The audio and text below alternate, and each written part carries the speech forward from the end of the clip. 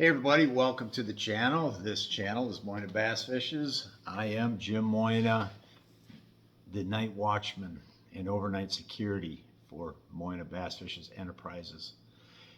In this video, we are going to discuss the Minnetonka Classic here in 2025 and my strategies and performance and just kind of the overall vibe of the situation. All right, first of all, I think there's either 94 or 96 boats in this tournament, and the date of this tournament was May 31st, 2025, which was yesterday now, because as I shoot this video, it is 12:45 or so a.m., and I'm actually sitting at Lake Vermilion, because I got to practice tomorrow and the next day and have a tournament here on Tuesday.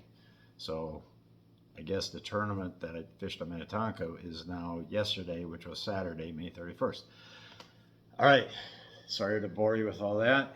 So anyways, to the tournament. We finished 11th place out of the 96 boats. It's a 6 fish limit per team. So my team partner, Steve Sandberg, and I had 18.43 pounds. We 11th place. The winner, Adam Bartusek, and his partner, Griffin is his last name. Sorry, young man, for not remembering your first name and not having your full name accurate. But I've known Adam for a while, but not his partner. But they had 22 and some odd pounds. Like, I want to say 22.4, but it was 22 something. So we were with 6 fish on a Minnesota lake. That's several bites away, really. You can't just, in Minnesota, you can't just catch a 10-pounder and make up all kinds of ground. Even with a 6-pounder, let's say a 6-pounder is a super rare breed in Minnesota. So even with a 6-pounder, we would have gained about 4. I mean, a 6-pounder would have won us the tournament, really. So it would have took an extremely unique fish, which I didn't see a fish like that in all of practice. And that is an extremely unique fish, because I think big bass today might not even been 5 pounds. There are plenty of 5-pounders out in the lake, and even some 6-pounders, because the 6-pound bass was the big bass in last week's tournament. But so I guess we were just one massive bite from winning the tournament. Even like, let's say if we would have caught a 5-pounder, that would have gained us 2.5 pounds. No, that would put us right at 21 pounds. So even a 6-pounder might not have been enough. We might have still been shy by a few ounces. But anyways, my point is, probably would have took two 4.5 pounders, some sort of combination to give us another 4 pounds. So our smallest fish in the live well was maybe 2.5 pounds. So anyhow, I'm digressing, sorry. So the strategy, what was, and let me just back up. Literally, to move up like 6 spots, it would have been like another 3/4 of a pound. It would have moved us up 6 spots. So really tight weights, and that's what you see in a lot of Minnesota tournaments. It's because we have a lot of fish in our lakes, and it's hard to separate you out. It's hard to separate out from the rest of the pack, especially once maybe first or second can separate out a little bit, but once you fall into the rank and file, man, the weights are just super tight, because there's so, I mean, just like on any lake that has a lot of fish in it, that's kind of what you see.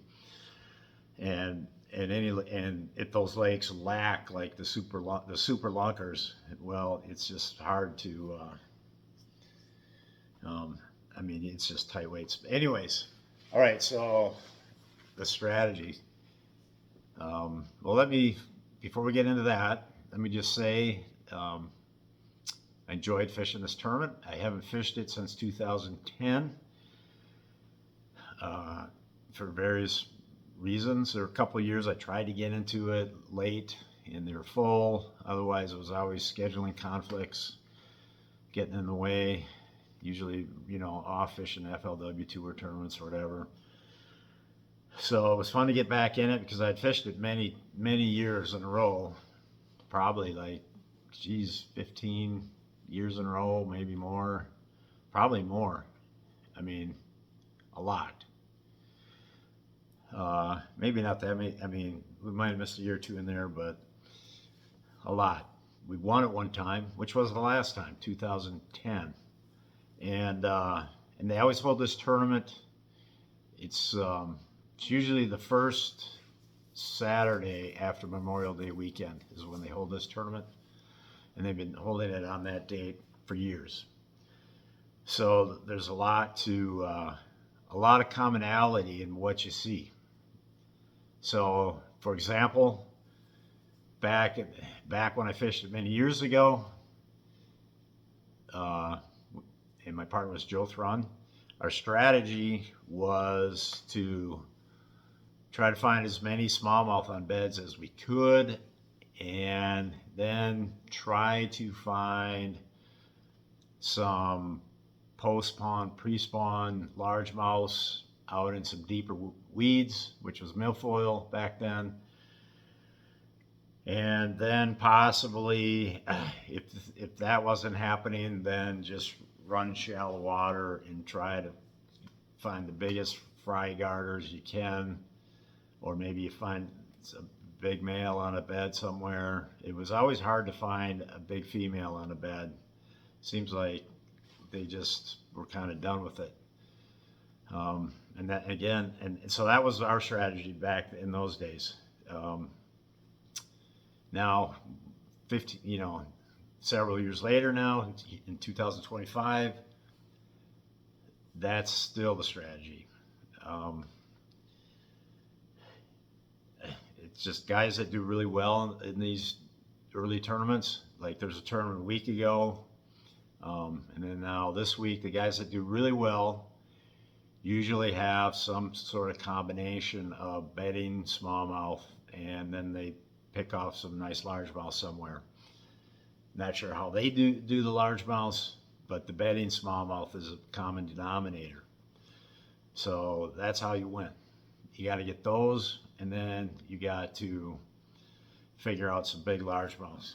And for me, I always seem to do better on big largemouths just fishing deeper. But the deep bite can be so scarce because so many fish are up shallow. The deep bite's really hard to stick with. It's really hard to figure out sometimes, and just because there's not a lot out there. But you either catch them like this big or you get like nice ones. So, and that was my strategy going into practice. So I practiced 3.5 days, and so I spent a lot of time checking. I mean, and it was like overcast and drizzly rain with wind, so it was impossible trying to find bedding smallmouth, at least for me, in practice. So I spent a lot of my time looking for deep largemouths because even up shallow, getting into the largemouth spawning areas, I'd see some, and actually I'd run into a few nice female. About every spawning area I go to, I'd just run into one nice female that would just happen to be hanging around. Wouldn't be on a bed, it'd just be hanging around. So that was kind of interesting. But I never found a fish on a bed that we could go to, whether it was smallmouth or largemouth. So even yesterday, even the last day of practice, Friday, it did get sunny out, but it was super windy, like white capping windy. So there's a lot of white patch. I mean, the smallmouth beds show up as white patches on the bottom for the most part, but there's a lot of white patches out there because you have these big areas with like this algae, carpety stuff on the bottom, and then there'd be a little clearing where it wouldn't be, and then that'd be a lighter spot. So if you stick the flogger in the water and look down, you just see that it's just a random patch to it, and it's not even. It may not even be circular. It might be oblong or whatever. So you know that that light patch is just the way the bottom happens to be right there. But I did find some smallmouth beds. The problem was a lot of them have been picked over. I think from the week before's tournament. I found a few. I think I found three. I did find three actual smallmouth on beds, but they were too small. Nothing to. I mean, as easy as they would have been to catch, it was worthless spending your time on them because you need 3.5 to 4 pound average. So fishing for a 1 3/4 pound smallmouth is worthless.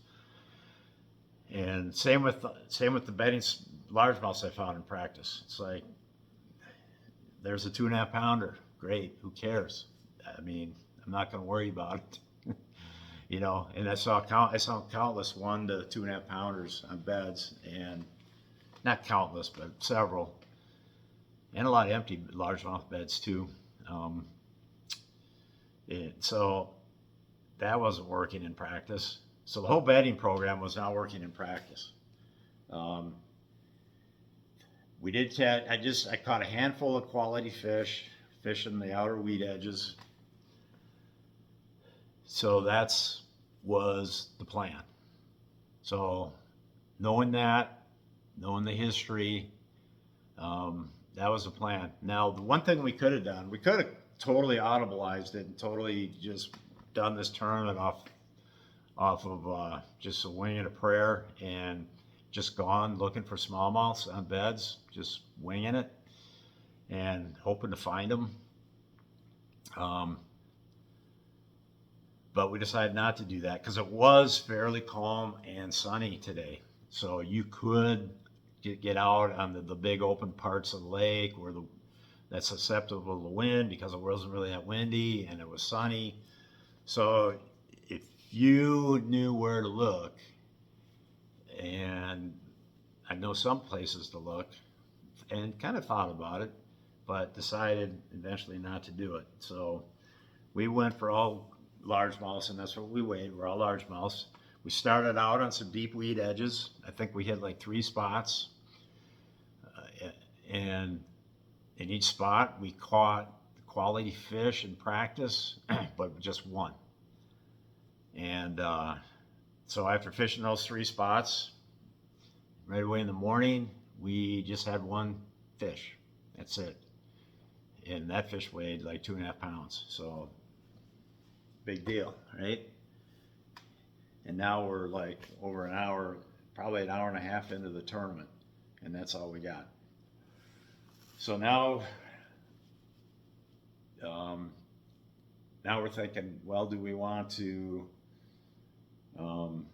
keep running deep edges, or do we want to just run some shallow water? There was some shallow water where in practice Steve had a good one, and it was just a shoreline with docks and bedding fish along there and stuff. And there was a lot of small fish over there in practice, so we went over there and started catching some fish and putting them in the live well, and I got a good fish. And a lot of these fish, I believe, were guarding fry. In fact, there was one fish, it might have been our second or third biggest one that we caught. It was a fry garter. I'm assuming it was a fry garter, but this is how it went down. I cast a Nico rigged Billy Rub Baits stick worm. So I skip that under a dock, and a fish grabs it. I pull back on him and reel him in. I reel him about 10 feet, and just to where I can barely see him. And he felt like good. I mean, he felt better than anything I hooked into so far. And then the hook came out. So I was like, meanwhile, I'm putting the power poles down because I don't want to get any closer because I wanted to make some more casts there because I don't know if there's going to be a group of fish under this dock or what. Because the previous cast to losing that fish, I had a fish tear the Billy Rub Baits stick worm off my hook, but that's often indicative of a very small fish. But I didn't know for sure. That's why I made the duplicate cast in there, and then hooked that good one. But anyway, so I make a few more casts, and I catch I actually catch a really small one. But then I hook another good one, and I'm almost positive it was the same fish. He was probably hovering around a ball of fry that was up in that under that boat dock, and it was, like I said, it was either our second or third biggest fish, so it was a nice one. And then we proceeded to just work down the shoreline and catching fish and filling out our limit. Happened to see, one was on a bed that I caught. That one, I think that one might have made the weigh-in. It was either a fifth or sixth biggest one. Caught that one right on. I mean, I literally put the boat. I didn't see it until the boat was right on top of it in like 3 foot of water, and he didn't want to move off that bed, even that close. So he was like, and when they're like that, when you can literally put your boat right on their head, and they don't want to move, yeah, you're gonna catch that fish. So we caught him. Didn't take too long. So anyways, in fact, that might have been, I think I caught that one before I caught that nice fry guider under the boat lift, or under the boat dock. But anyways, we spent a lot of time fishing around that area, and then we decided, well, let's go run another row of docks. So we did that, and that area wasn't quite as productive. So caught some fish over there, saw some more fry garters, but we never improved our bag over there. So then had another deeper weed spot I wanted to try. So where I caught like a 3.5 pounder and a couple 3 pounders. So we went to that spot, and nothing. We never had a bite there. So that was that was almost going to be where we were going to start the tournament. I don't know if somebody already hit the spot or why they weren't there, but we had nothing there, and that was kind of a bummer because if we were going to do well in this tournament, I was figuring we were going to crack a couple of them right there. So now another deeper spot is unproductive. So the morning stuff and now this stuff, the only thing that was productive was shallow. So now we run to another shallow area that Steve had found in practice. And we fished through there, and it was nothing but, we might have called up once with a fish. It would have been our smallest one in the bag. We don't know if that was the one or what, but we caught several other fish not several, but like 5 or 6 in that area. But one might have been our smallest one by the time we brought him to the weigh-in, not sure. So then after that, I'm like, all right, I got another deep spot where I caught a 4 pounder in practice, so we go there. Caught a couple small ones, no big ones. So then I want to go to a spot where I found the first day of practice, and now we're 4 days later. And at this time of year, things transition quickly. The fish are changing up what they're doing rapidly. When I found the spot, it was cloudy and drizzly, and now it's, we had the last practice day, it was sunny and warm. this tournament day. It's past noon. It's probably like 1, maybe 1:30, and it's past and it's been warming up all day. So I'm like, I don't even know if these fish are gonna be there. Being that it's 4 days later, so we go there, and I still can't believe what happened. So, and this is a big mistake this is a big mistake that new beginners make all the time. And I've made this mistake in the past and learned my lessons, but for some reason I forgot about this lesson today. So if you have a spot where you found them in practice, and then you go there in the tournament, go right to those fish. Go right to that spot where they were. Don't like pull up and like, yeah, I'm going to pull up 100 yards before I get there and just work my way there. Don't do that. Pull up on the spot where they were. Do that. So on this spot, I caught a couple. I'd seen a couple on the Lowrance active target in practice, probably like 4 or 5, and caught a couple of them. They weren't great big ones, but some of them seemed bigger. So it was worth going to. So, but what do? I pull up. I don't pull up on the exact spot, right? I pull up down the way, and I'm like, you know what? I'm going to work my way away from the juice down this stretch, down this part of the weed line, and then get to a point and then turn around and go back towards the juice. Because I wanted to see if there was any fish over here. So when we're over here, like way over here, what happens? And at this point in the day, like it's literally like 1:30, maybe 1:45 too. We got a 3:15 check-in. At this point, the lake is absolutely bonkers with pleasure craft, wakeboarders, cruisers, just monster boats. So the lake's just boiled to a froth. So what happens when we're way over here and the juice is over here? It had to be the only 14-foot, 14-foot aluminum V-hull, just fishing boat, with like a 20 horse on it. It had to be the only one out on the lake at this point in the day, because every other one would have been forced into shore by now because of all the massive boat wakes and stuff. So, and where do they go? They absolutely parked right on the juice with their boat. I could not believe it. I was just dumbfounded. I'm like, how in the world did they end up dead nuts right there.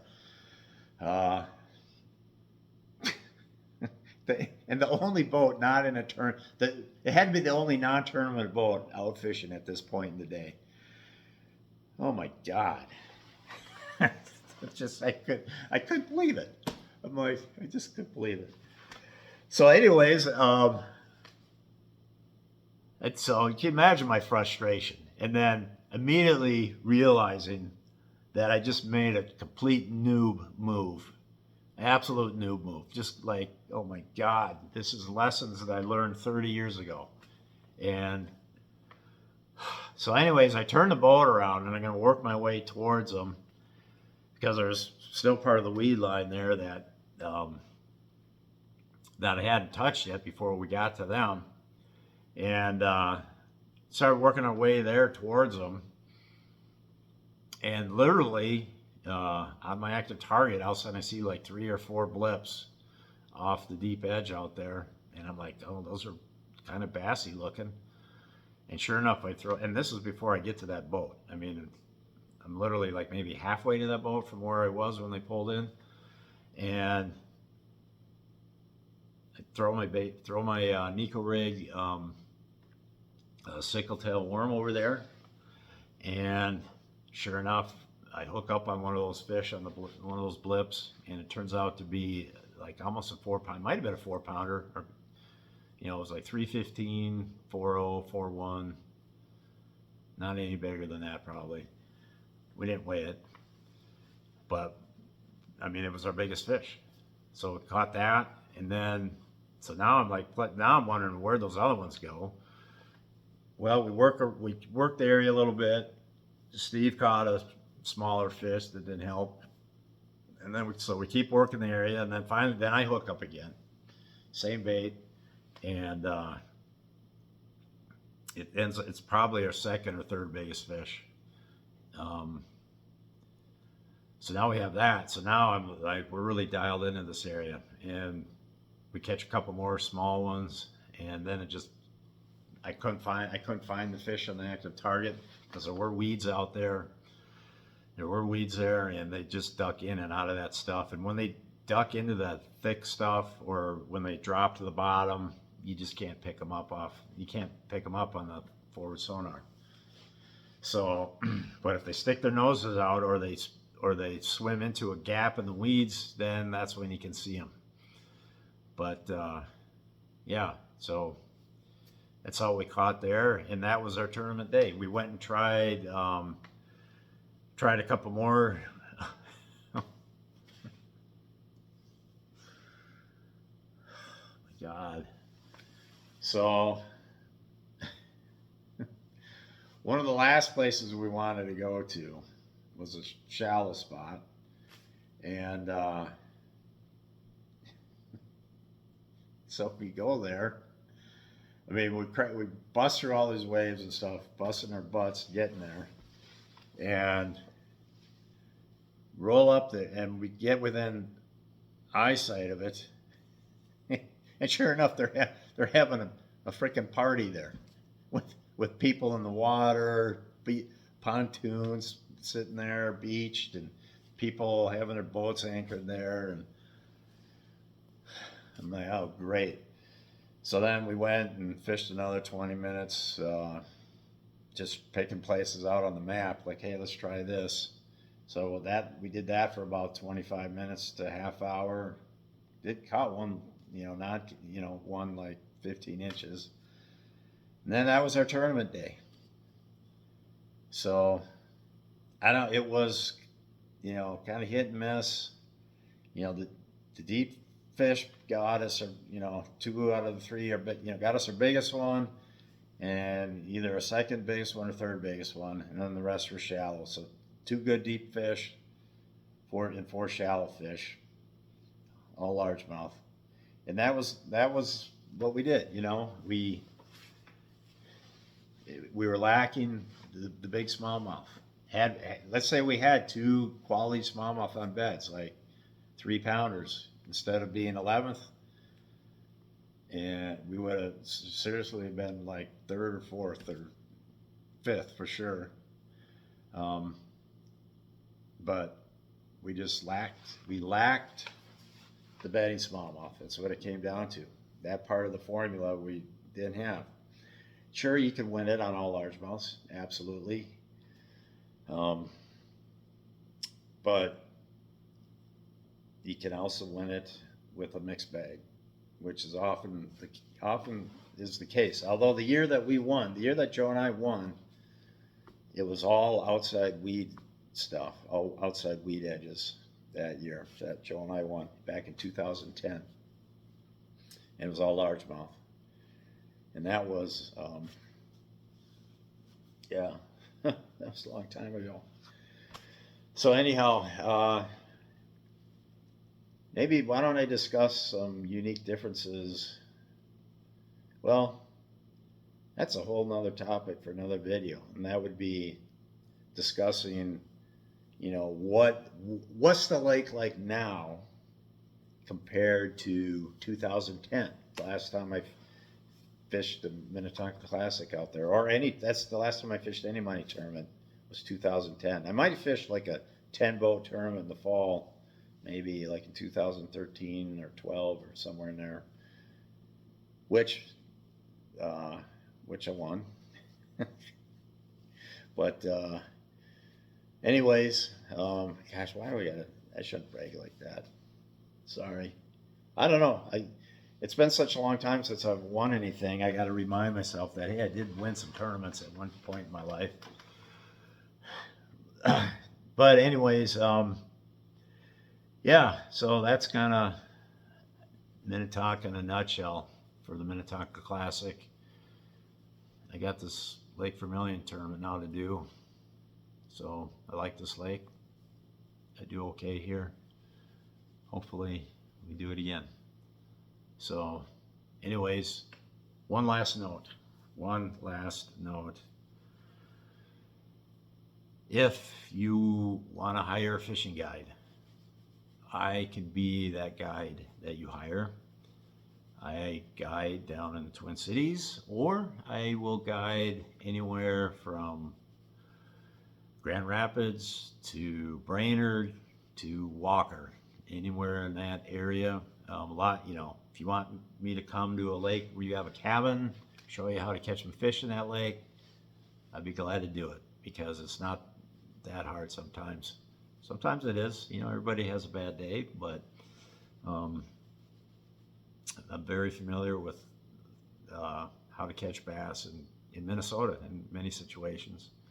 Sometimes not. Sometimes in tournaments you're always targeting the biggest fish, and that can be a little more tricky. But I usually can always catch some bass in whatever lake we're looking at. So if you want to hire a fishing guide, just send me a message on Facebook Messenger, and we'll start it from there. All right, that's about all I have to say on that. Thank you for watching. Over and out.